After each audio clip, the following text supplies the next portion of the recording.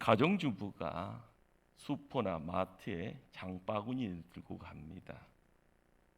요즘은 치솟는 물가 가운데 얇아지는 지갑 그리고 장바구니에 점점점 어떻게 보면은 쳐다보고 있으면 한숨이 나온다고 합니다. 먹어야 될 것 줄일 수는 없는 그런 상황입니다. 요즘 자영업자들의 눈물을 보게 됩니다. 하루를, 한 달을, 매출을 합계를 해보면은요. 그러나 임대료는 그대로인지라. 코로나의 재확산 이후에 조사가 이루어졌습니다. 폐업을 고려하시는 분들이 한 50%, 폐업 상태임을 고백하는 이들이 22% 정도가 되어진다고 합니다. 끔찍합니다. 가정을 지켜가는 그 자리에서 생업의 자리에 미래가 그렇습니다. 세계 각국의 지도자들 여러 용소를 통해서 데이터들이 올라옵니다. 무서운 미래의 불확실성이요. 저 멀리서 소리 없이 다가오는 엄청난 쓰나미처럼 세상을 폐허로 만들어 버릴까 봐 걱정한다 합니다. 누구나에게 힘들고 어려운 시기가 됐습니다. 이것은 팩트입니다. 지금 코로나 불이는 눈에 보이지 않는 작은 바이러스, 그렇지만 시간이 지나 너무나 커다란 허리케인, 쓰나미, 지진으로 우리의 한 개인, 한 가정, 한 국가의 미래를 공포와 두려움으로 바꿔버렸습니다. 지금 갈 길을 잃어버려 어려움 중에, 고난 중에 있는 성도들에게 들려지는 하늘의 소리가 있습니까? 하나님이 내 손에 있는 건 무엇이냐라고 모세에게 묻습니다. 하나님은 80세의 노인입니다. 사막의 모래처럼 가치 없고 불필요한 존재였던 힘없는 늙은이 모세를 찾아왔습니다. 새롭게 사명 주시고 애굽에 종살이하고 있는 이스라엘 백성들에게 온전하게 보내려고 합니다. 모세를 찾아오신 하나님은 모세의 이름을 아셨습니다. 모세의 모든 형편, 여건, 은사도 알고 계셨습니다. 모세의 120년의 세월을 세 부분으로 나눌 때 처음 40년은 애굽에서 왕자로 삽니다. 그 다음 40년은 살인자, 도망자가 되어져 미디안 광야에서 목자의 삶을 삽니다. 그리고 나서 나이 80에 부르심을 받고 120년까지 120세 때까지요 이스라엘 백성의 지도자로서 쓰임을 받습니다. 그렇다면 하나님은 모세에게 내 손에 있는 것이 무엇이냐라는 하늘의 음성을 던져주었던 때가 언제입니까? 애굽에서 왕궁의 부와 기를 풍족하게 누렸던 때가 아닙니다. 하루아침에 애굽 사람들을 죽인 살인자로 동족에게는요 냉대를 받아서요 어쩔 수 없이 미디안 광야로 도망칩니다. 광야 생활을 하는 중에 모든 꿈과 소망을 광야의 모래에다 묻어놓고 살았던 바로 그때입니다. 하나님은 모세를 만나 주셨습니다. 모세가 하나님을 찾아간 것이 아니라 하나님이 모세를 찾아와 오셨습니다. 우리는 이것을요 하나님의 은혜다라는 말을 합니다. 평상시와 다름없이 양을 치는, 그렇지만요 그 양치는 시간이 무의미하다 생각하기에요 푸념하는 그 평상적인 일상 가운데 하나님이 모세를 찾아오신 겁니다. 우리의 주님 처음 만났던 첫사랑의 기억을 한번 되돌아보시기를 바랍니다. 평범했던, 그렇지만 남들과 비교하면 평범했지만은요 혼자 감추었던 슬픔이 있고 고통이 있고 한숨이 있고 눈물이 있던 그런 자리, 죄와 허물로 죽을 수밖에 없었던 우리를요 하나님이 찾아오시고 주님이 찾아오신 겁니다. 하나님이 모세를 만나주신 산의 이름을 호렙산이라 합니다. 호렙이라는 단어의 뜻은요 항폐하다, 그래서 보면 명사로는 사막이다라는 그런 뜻을 갖고 있습니다. 사막 같은 나의 인생도, 황폐한 나의 가정과 직장과 삶의 현장 등 어디든 내가 서 있는 그곳에 명심하십시오. 하나님이 임재하시면 거룩한 땅이 됩니다. 또한 하나님은 떨기나무 불꽃 가운데서 모세를 만나 주십니다. 신기하게도요, 불붙은 떨기나무가 5채가 되지 않습니다. 여기 떨기나무는 광야에 널려져 있는 불 홀짝것 없었던 가시떨기 나무를 의미합니다. 이 모조모 쓸모 있었던 백향목이나 상수리 나무가 아니라 땔감으로밖에 쓸 수 없는 정말 별 볼 일 없는 나무가 가시떨기 나무라고 합니다. 마치 초라한 우리의 인생과 같습니다. 하나님이 모세에게 초라한 모세의 삶, 그리고 모세의 마음까지도요, 황폐하다라는 것을요 시각적으로 보여주시고 있습니다. 그러나 보잘것없는 나무라 할지라도 하나님이 찾아오시면 하나님께 쓰임받는 귀한 도구 됩니다. 성경을 읽다 보면 불이 임한다라는 표현을 보게 됩니다. 이 말은요, 하나님이 강한 임재를 뜻합니다. 호렙산에서도 하나님은 불 가운데서 역사하셨습니다. 떨김 나무에 붙은 불, 나무를 태우기 위한 불이 아니었습니다. 모세로 하여금 하나님의 사람으로 거듭나게 하는 불입니다. 모세가 본 하나님의 임재는 당시 호렙산에서 모세에게만 끝나는 것이 아니다.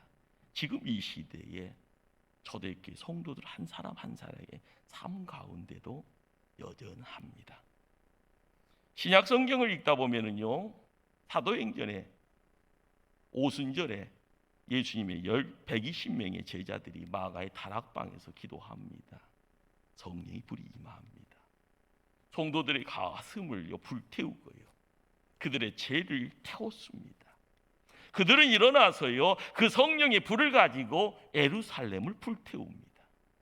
예루살렘을 불태운 그 복음의 불은요, 사마리아를요, 유다를 불태우고 그 당대의 로마를 불태웠습니다.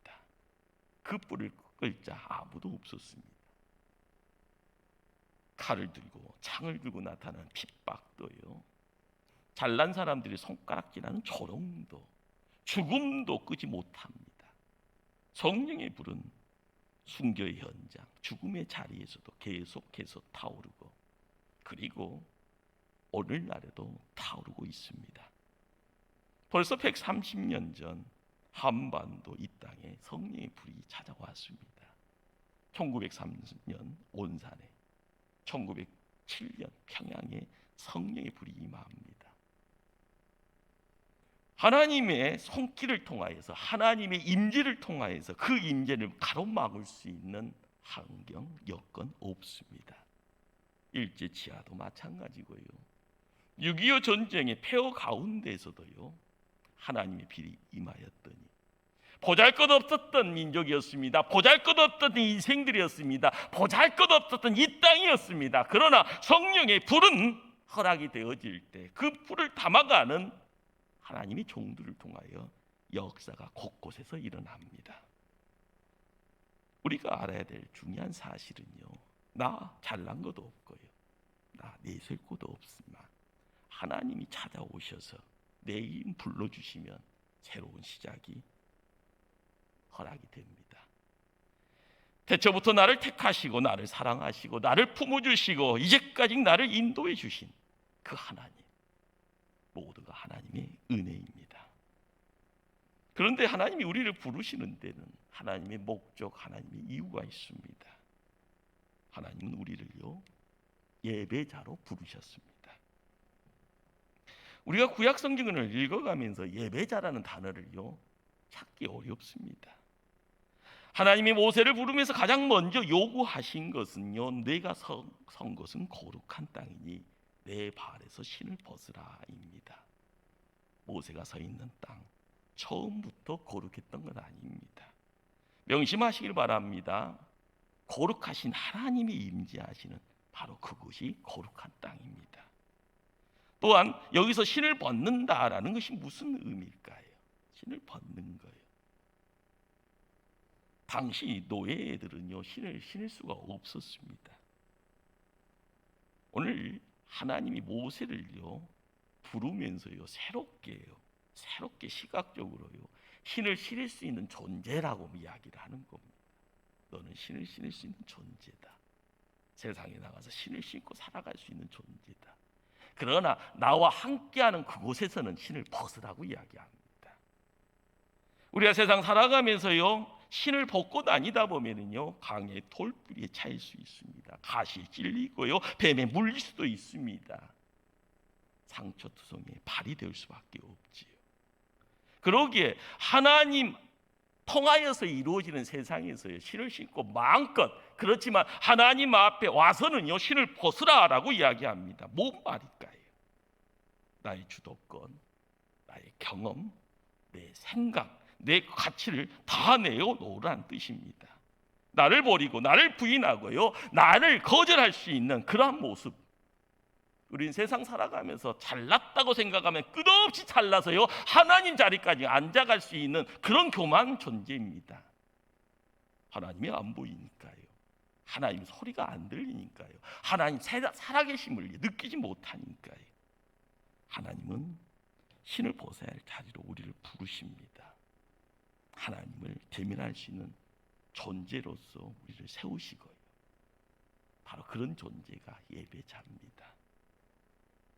하나님 우리에게 내가 거룩하니 너희도 거룩할지어다, 레위기 11장 45절의 말씀을 허락합니다. 우리가 거룩하신 하나님을 만나는 자리가 바로 예배의 자리입니다. 우리가 예배라는 것이요, 누군가를 만날 수 있다라는 것. 그 만남의 자리가 너무 소중하게요 빈손으로 올 수 없게 뭔가를 들고 오는 것, 자연스러운 겁니다. 사도 바울이 로마서 12장 1절에서 이런 말씀으로, 그러므로 형제들아 내가 하나님의 모든 자비하심으로 너희를 권하노니 너희 몸을 하나님이 기뻐하시는 거룩한 산제물로 드리라. 이는 너희가 드릴 영적 예배니라 말씀합니다. 하나님이 우리에게 원하시는 것은 영적 예배로서 우리의 몸 거룩한 산제물로 하나님께 드리라는 겁니다. 우리는 로마서를 통하여서요 구약에서 이야기되어지는 그 내용이 이해가 안 되는 부분을요 신약에 와서 성취가 되어지고 우리에게 이 말씀이 이 말씀이구나라는 것으로요 접하게 되어질 때 우리는 그때 마음도 열리고요 하나님의 뜻을 알아가는 귀한 은혜의 자리에 세움받게 됩니다. 사도 바울은 로마서를 통하여서 많은 것을 우리에게 증거합니다. 1장부터 12장은요 딱딱합니다. 신학이다라고 이야기하고요 교리의 내용들을 다립니다. 인간이 얼마나 죄인인지, 하나님의 사랑이 어떻게 나타나는지, 어떤 방법으로 구원을 받는지를 얘기합니다. 후반부인 12장부터 마지막 16장까지는 하나님의 구원받은 백성, 성도로서 어떻게 살아가야 되는지 삶의 실천을 말해줍니다. 그러기에 로마서 12장 1절 말씀이에요 성도가 세상 살아가면서 균형 잡을 수 있는 어떻게 보면 꼭지점이 됩니다. 하나님의 사랑, 하나님의 자비, 하나님의 은혜를 받은 우리, 하나님 앞에 거룩한 산 제물로 예배를 드려야 한다. 우리가 세상에서요 특별한 존재가 되어지는 그 사실은 어디서 허락이 되어지는가, 어디서 점검이 되어지는가? 예배의 자리입니다. 소진되어져요, 탈진되어져요. 아무리 외치고 싶지만 입이 열리지 않는 그런 답답한 가운데서 나를 세울 수 있고 나에게요 힘을 줄 수 있고요 다시 날개 활짝 펴고요 세상을 창공을 날 수 있는 그 신비의 힘을 누가 주는가요? 여러분이 갖고 있는요 학식으로요, 여러분이 은행에다가요 묶어 놓았던 금전적인 재력으로요? 아닙니다. 중요한 것은 하나님 통하여서 이루어지는 하나님이 허락하는 하루의 양식을 통하여서 우리가 재충전되어질 때 세상은 바뀌어지는 겁니다. 우리가 어떻게 하나님 앞에 거룩하게 서 있을 수 있습니까? 내 자랑, 내 행위, 나의 의로는 결코 불가능합니다. 성경은 사람의 의는 다 더러운 옷 같으며 의인은 없나니 하나도 없다고 말씀합니다. 우리는 오직 예수 그리스도의 십자가의 보혈의 능력으로 그분의 이름 가지고 의롭게 설 수 있습니다. 거룩함의 자리, 하나님을 만날 수 있는 그 자리에 신을 벗으라고 이야기합니다. 그러나 이 시대에요, 신을 벗을 수 있는 자리가 허락이 되어집니다. 바로 그 자리가 예배의 자리입니다. 우리가 의로움을 얻었다라고 이야기하고요, 성도라고 이야기하는 그 내용들을, 그래서 우리의 삶은 거룩해져야 되는데, 하나님이 우리를 부르신 이유는요, 나의 못난 재성과 연약함, 그것 가지고 세상을 해결할 수 없게 해요. 모세처럼 신을 벗으라, 그리고 주님이 원하시는 거룩함을 회복하라. 우리의 행위 속에서 신을 벗음의 내용이 있습니다. 우리의 마음이 열려질 때 하나님 들어오셔서요, 우리의 주인 되어 주십니다. 하나님은 우리를요, 예배자로 부르셨습니다. 여러분들이 세상 살아가면서요, 손에 쥐고 있는 뭔가를 가지고요, 마음껏 힘주고 삽니다. 나 이런 사람이. 금력이라는 것이 돈이고요, 권력이라는 것이요, 그리고 명예라는 그 내용들을 통해서 나 이런 사람이다 마음껏 이야기할 수 있습니다. 그러나 한계가 있고요, 어느 정도 수준이 있습니다. 때 되면은요, 모래성처럼 모내져 버리고 안개처럼 쓰러져 버립니다. 하나님만이 우리의 삶을 지키고요, 우리의 다음 세대 자손들의 인생길까지 책임져 주시고요, 이 땅이 아니라 하늘을, 그리고 영생을 이야기할 수 있게 만드십니다.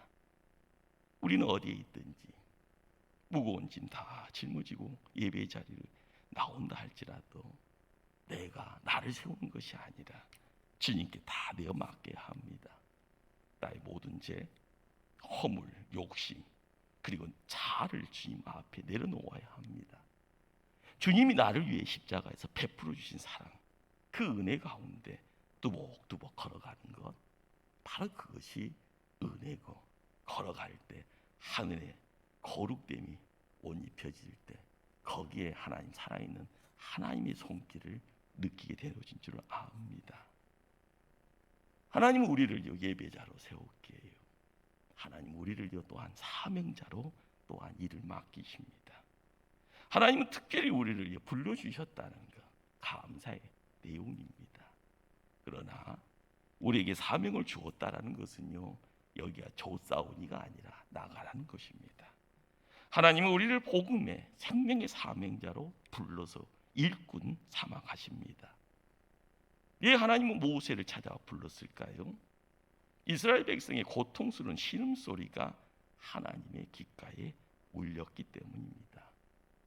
하나님의 귀가 밝으셔서 우리의 신음, 고통스러운 울부짖음을 들으십니다. 하나님은 우리의 신음과 고통스러운 울부짖음 앞에서요, 사랑하는 자녀들의 자리를 점검하십니다. 그리고 계획을 세워가실 때 말씀으로가 아니라요, 일꾼으로 누군가를 세우십니다. 바로 거기에 모세가 있는 것이고요, 모세가 하나님의 부름 앞에서 그 모세가 사명을 깨달을 때 엉덩이를요 털고 일어나 번쩍 내가 가야 될 곳이 어딘가, 애굽의 왕궁을 향하여 담대하게 나가는 것을 우리는 보게 됩니다. 하나님은 왜 우리를 하나님의 자녀로 삼아 주셨을까요? 왜 우리에게 생명 주셔서 이 땅에서 살게 할까요? 우리의 일이 아니라 하나님의 일이 있기 때문에 그렇습니다. 내 일을 감당하는 것 누구나 할 수 있습니다. 하나님의 일을 감당하시면 우리의 일은 하나님이 책임져 주십니다. 우리의 우선순위가 어디에 있어야 됩니까? 하나님의 일. 그렇습니다. 세상 살아가는 누구나 죽음의 문제, 죄의 문제, 삶의 자리에 행복과 저주의 내용 속에서 저주 가운데 놓여져 있는 무수한 사람들이요, 시리에 빠지고 눈물을 흘립니다. 그 영혼들 구원하시고자 누군가를 세워야 되는데 먼저 깨달은 자, 이를 감당할 수 있는 그릇 되어지는 자, 바로 거기에 여러분들이 함께해야 될 줄 압니다. 우리 모두 복음과 생명 전하는 하나님의 일꾼입니다. 여러분들이 이 교회의 기둥이라 이야기되어질 때 하나님은 나에게 직분을 주셨습니다. 이 직분이라는 것은요, 혼자 어디 가서 우쭐거리라라는 것이 아니라 주의 일을 감당하라는 겁니다. 내가 무엇을 할 것인가, 무슨 일을 함에 있어서 한숨 짓게 하고요, 애롭게 하고요, 어떨 때는 고통스럽게 합니다. 하나님의 일이기 때문에 가능한 일이죠. 그러나 하나님의 일을 하는 가운데 허락되어지는 내용은요, 우리에게는요 보약입니다. 어려움 속에서도요 넉넉하게 이길 수 있는 힘 주시면은요 나는 강한 자 되어지고요, 나중에는 이기는 자가 되어지고요, 내가 하나님께 영광 돌렸다라고 이야기할 수 있는 그런 자랑거리가 나에게 허락되어진다라는 것. 우리는 복음서를 읽다 보면은요 별 볼 일 없는 사람들의 이야기들입니다. 문제 있는 사람들이, 죽어가는 사람들, 귀신 잡혀 있는 사람, 다리에 문제 있고 손에 있고 머리에 문제 있고 마음에 문제 있는 무수한 사람들이요 누구를 만나더라고요? 예수님 만나더라라고 이야기합니다. 예수님 통하여서요 역사가 흘러가더라는 겁니다. 그 생명의 역사인가라는 겁니다. 생명의 역사. 이 생명의 역사가요 우리의 삶 속에 어둠을요 물러가게 하는 겁니다. 귀신을 쫓아내는 겁니다. 부족한 것을 채우게 하는 거고요, 부자를요 조화로 바꿔가는 겁니다. 우리가 깨달아야 될 것이 뭘까요? 나는 도구라는 거고요. 하나님 통하여서만, 예수님 통하여서만 이루어지는 역사에 나를 맡길 때 세상은 좋은 세상으로 바뀌는 겁니다. 여러분들이요 행복을 이야기할 때요, 여러분이 기쁘다고 이야기하는 그 자리에 하나님은 뭘 이야기해 줍니까? 누군가가 문제를 감당해 주었기에. 내 자식이 잘 될 수 있는 가장 큰 보험이 뭘까요? 여러분들이 땀 흘려야 됩니다. 여러분들이 기도해야 되고요, 여러분들이 교회를 섬길 때요 오직 앞만 보고 섬겨야만이 하나님이 여러분의 자손들도 책임져 주시는 겁니다. 지금 나한테 이익을 이야기하고 내 손에 뭔가가 주어지기를 소원하는 것은요 세상 사람들이 더 먼저 앞서갑니다. 그러나 영혼을 이야기할 수 있고요, 생명을 이야기하는 우리에게 하나님은요 뭔가를 강력하게 요청하고 있다라는 겁니다. 그러기에 복음서를 읽다 보면은 예수님이 십자가를 지시고 부활하시고 그리고 나서 부탁이 뭡니까? 온 천하에 복음 전하라라는 말씀입니다. 이 내용은요 성도인 우리에게 선택사항 아닙니다. 하나님의 눈물이 거기 있고요, 하나님의 마음입니다. 하나님의 열정이고요, 하나님의 꿈이고 비전입니다. 부모의 마음을 알아가는 자녀들은 거기에 믿음의 가문으로서의 큰 열매를 따먹습니다. 그러나 불효자가 항상 이야기하는 내용이 뭡니까? 부모님 떠나고 난 뒤에 눈물 흘린다고요. 때 되면은요 누군가의 기도 속에서 눈물 흘리는 자손이 있지만 눈물 흘리기 전에요 함께 행복하고 함께 즐길 수 있고요, 하나님의 소명이 무엇인지, 하나님 앞에 내가 드려야 될 하나님의 큰 일들이 무엇인지를 깨달아가는 것, 우리가 지금 예배를 통하여서 품어야 될 간절한 내용, 기도의 내용이 되어줄 줄 압니다. 하나님의 사명 앞에서 모세는요 무슨 말을 할까요? 나는 말 잘못합니다. 나는 입이 뻣뻣하고 혀가 둔합니다. 뒤로 뺍니다. 하나님이 모세에게 누가 사람의 입을 지었냐, 누가 말 못하는 자, 못 듣는 자, 눈 밝은 자, 맹이 되게 했느냐? 나 하나님이다. 이제는 가라. 내가 내 입과 함께 있어서 할 말을 가르치리라. 그리고 나서 형 아론을 준비했다고 말합니다. 우리는요 하나님이 일을 맡길 때요 그냥 어슬렁 장난치는 것처럼 하는 것이 아닙니다.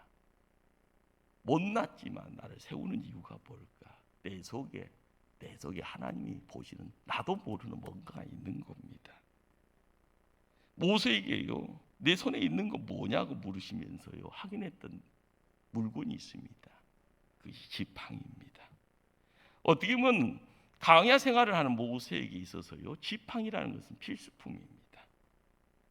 하나님 모세에게 내 손에 없는 것이 뭐냐 묻지 않습니다. 반면에 세상 살아가는 우리는요, 없는 것에 관심이 많습니다. 내 눈에 보여지지만 내게 없는 것, 내게 없는 지식, 내게 없는 인맥, 내게 없는 재물, 내게 없는 복의 내용들, 내게 없는 성공에 초점 맞추고 살아갑니다. 세상 사람들이 그러하지요. 하나님이 모세의 손에서 찾으신 것은요, 그가 평상시에 들고 다녔던 정말 볼품없는 지팡이다라는 겁니다. 하나님 바로 그 지팡이를 사용하기를 원하셨습니다. 모세의 손에 들렸던 지팡이 땅에 던집니다. 뱀이 됩니다. 뱀의 꼬리를 다시 잡습니다. 다시 지팡이가 됩니다. 뱀의 꼬리를 잡는 것은요, 매우 위험한 행동입니다. 누구나 뱀의 독 때문에요, 머리를 잡으라라고 주지를 시키죠. 40년 광야 생활을 하는 모세가 이걸 몰랐을까요? 그러나 모세는요, 하나님이 자신의 인간의 상식이나 경험과 다른 요구를 하셨을 때 모세의 위대함은요, 순종하였다는 겁니다. 이처럼 하나님의 말씀을 따르면 하나님의 놀라운 기적의 자리에 나아갑니다. 기적을 체험하게 됩니다. 그 기적을 소유하게 된다라는 사실입니다. 성경을 연구하는 추종학자들은 여기서 재미있는 이야기를 또 하나 던져줍니다. 뱀이다라는 것이 그 당시 애굽의 왕권을 의미한다라는 그런 이야기를 던집니다. 따라서 하나님은 모세에게 뱀으로 표현하는 지팡이를 잡으라 하는 영적 의미는요, 애굽의 왕권도 하나님이 손 안에 있음을 보여주시고자 하신 것이라는 겁니다. 명심하시길 바랍니다. 하늘과 땅의 권세가 하나님의 소유입니다. 주시는 이도 하나님, 거두시는 이도 하나님. 우리의 생명, 우리의 모든 것 다 하나님으로부터 왔습니다. 여러분의 신앙의 무게가 어디에 있습니까? 나의 잘남을 어디서 이야기해야 됩니까? 내가 세상 바라보면서요, 시리에 빠지지 않고요, 털면 먼지밖에 없다 하지만은요, 큰 소리 칠 수 있는 내용은요, 지금이 중요한 것이 아니라 나중이 더 중요하고요, 지금의 삶의 자리에 고통보다는 나중에 영생이 더 중요하기 때문에 그렇다라는 사실. 우리가 이야기하고 싶은 그 내용은요, 세상 것에 썩어지는 것 아니라는 겁니다. 하나님 우리에게 내 손에 있는 건 뭐냐고 묻습니다. 우리는 다 가진 것이 다르고 처한 여건도 천차만별입니다. 그러나 우리가 무엇을 가지고 하나님께 헌신할 수 있습니까? 어떤 사람 이런 고백합니다. 하나님, 제 손에 정말 아무것도 없습니다. 아무것도 없다고 느껴진다면요, 더욱 열심히 기도의 자리를 하나님 앞에 내어둬야 할 줄 압니다. 제가 어렸을 때 들은 예합니다. 아프리카 선교사 데이빗 리빙스턴, 꼬마 때요, 예배 시간에 헌금하는 시간에 물질이 없은 겁니다. 꼬마가요, 깜찍하게요, 헌금 방문인가 이제 해중을 이렇게 돌아다니, 요즘 그런 교회는 많지는 않지만 제가 어렸을 때는 헌금 방문이 돌아갔지 않습니까? 의자도 없었을 때 다 땅바닥에 앉아 있는 그런 상황 속에요, 꼬마 리빙스턴이요, 헌금 바구니가 자기 앞에 오니까요, 벌썩 일어나서 바구니에 자기 몸을 던지게 됩니다. 다 크고 사역을 어느 정도 다 마친 리빙스턴이요, 그 과거의 기억을 되돌이키면서 이런 고백을 합니다. 돈은 없지만 하나님께 몸이라도 드리고 싶었습니다. 그래서 그는 아프리카를 향하여 선교사로 나가 헌신합니다. 우리 가운데 내 손에 있는 건 뭐냐라는 하나님의 부름 앞에 아무것도 드릴 곳이 없는 사람 아무도 없습니다. 뭔가를 드릴 수 있습니다. 이어지는 말씀을 통해서 우리는 이 놀라운 사실을 하나 발견합니다. 20절에요. 본래 모세의 지팡이가 어느새요 바뀌어져 있습니다. 하나님의 지팡이로요. 뭘 이야기합니까? 내가 갖고 있는 지식을 하나님이 붙잡아 주시면 하나님의 지식이 됩니다. 내게 있는 물질을요 하나님이 붙잡아 주시면 하나님의 물질이 됩니다. 내게 있는 능력을 하나님이 붙잡아 주시면 하나님의 놀라운 역사를 이루는 능력이 됩니다. 경험하시기를 바랍니다. 지금 이 시간에요 주저앉아 있는 인생이 아니라 걸음을 옮겨 나가는 자 되시기를 바랍니다. 하나님이 내 손에 있는 건 뭐냐 물으시면요 뭘 드릴 수 있겠습니까? 나에게 맡겨진 은사, 별 볼 일 없게 생각되어지는 그거라도요 하나님 바라보면서 내어놓는 그런 결단이 필요합니다. 하나님 우리의 헌신을 통해서 영광 받기를 원합니다.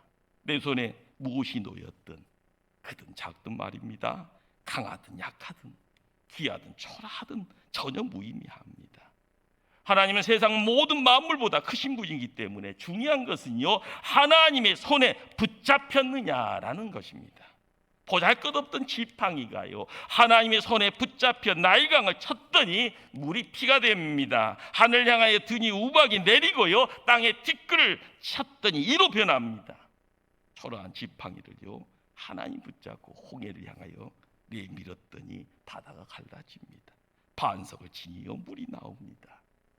하나님이 우리에게 주신 모든 것은 무엇이든지 하나님의 손에 붙잡힐 때 이처럼 놀라운 하나님의 역사를 일으키는 도구가 됩니다. 하나님 오늘 우리의 이름을 부르십니다. 하나님이 나를 사랑하시고 나를 거룩한 백성으로 삼아주시고 특별히 하나님의 나라를 이루어 나갈 수 있는 거룩한 사명을 이루는데 쓰시겠다고 하십니다. 모두가 하나님의 은혜입니다.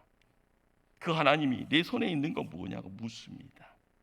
지금 내 손에 있는 거 무엇입니까? 코로나를 통하여서 기존에 있던 것까지 다 빼앗겼습니까? 그러나 지금 있는 것 온전히 주님께 맡길 때 우리는 귀하게 쓰임받는 하나님의 인생 되어줄 줄 믿습니다. 기도하십니다.